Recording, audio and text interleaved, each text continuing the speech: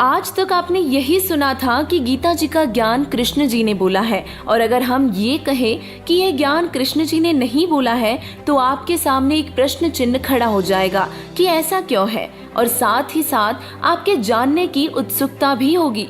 दर्शकों, महाभारत के युद्ध स्थल के बीच में गीता जी का ज्ञान कृष्ण जी के मुख से बोला जा रहा था, लेकिन अगर हम कहें कि कृष्ण जी ने नहीं बोला तो यह आपको सबसे बड़ा झूठ लगेगा। लेकिन यह सत्य है कि गीता जी का ज्ञान कृष्ण जी ने नहीं बल्कि काल भगवान ने बोला है, जिसे शास्त्रों में ब्रह्म कहा गया है। इस सत्य को हम इस प्रकार भी समझ सकते हैं कि जैसे किसी व्यक्ति के शरीर में प्रेतात्मा आकर कुछ बोलती है। इसमें बोल तो प्रेतात्मा रही है, लेकिन हम समझते हैं कि यह बातें वह व्यक्ति बोल रहा हो।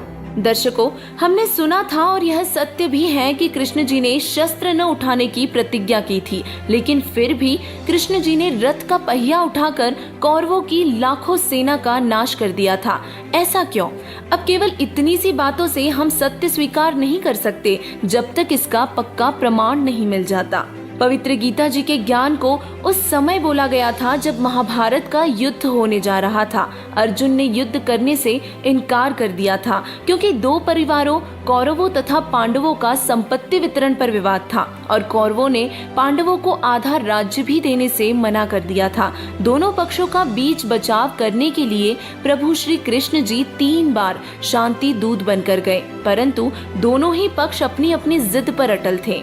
यही बात गीता जी में भी लिखी है कि अर्जुन, मैंने ये विराट स्वरूप तेरे अलावा पहले किसी को नहीं दिखाया।